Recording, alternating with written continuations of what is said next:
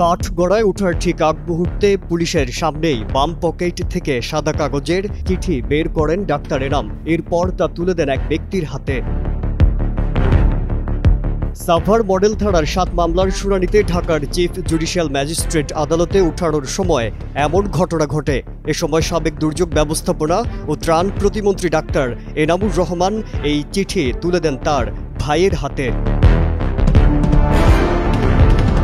তবে এমন সাদা কাগজে গোপন বার্তা দেয়ার ঘটনা এই প্রথম নয়। এর আগে সাবেক সমাজ কল্যাণ মন্ত্রী দীপু মনি ও সাবেক আইসিটি মন্ত্রী জুনায়েদ আহমেদ পলক এরকম গোপন চিঠি দিয়েছিলেন।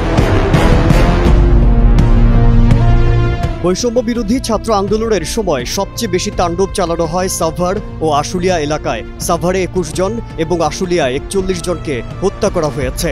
আর এই হত্যাকাণ্ড ঘটেছে এনামুরের নির্বাচনী এলাকায়। হত্যার পর লাশে গান পাউডার দিয়ে পুড়িয়ে দিয়েছে পুলিশ ও তার ছত্রছায়ায় থাকা লোকজন। আসামি পক্ষের আইনজীবীরা তার বয়স বিবেচনায় রিমান্ড বাতিল চেয়ে জামিন আবেদন করেন। মামলার তদন্তভার সঠিকভাবে করার পাশাপাশি জেল গেটে জিজ্ঞাসাবাদের দাবি করেন।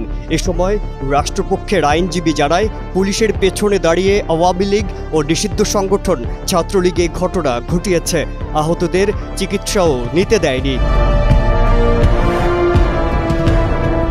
ডাক্তার এনাম আদালতকে জানায়, তার উপর আনিত অভিযোগ সম্পূর্ণ মিথ্যা। যখন বৈষম্য বিরোধী ছাত্র আন্দোলন শুরু হয় তখন বিনামূল্যে চিকিৎসা দিতে নির্দেশ দিয়েছিলেন তিনি। জুলাই থেকে অক্টোবর এই ৪ মাসে গুলিবিদ্ধ ২৯০ জনকে এনাম মেডিকেল কলেজ হাসপাতালে ভর্তি রেখে চিকিৎসা দেওয়ার কথাও জানান তিনি। তবে ডাক্তার এনাম ওই চিঠিতে কি লিখেছেন তা জানা সম্ভব হয়নি। মাজহারুল আলম, কালের কণ্ঠ।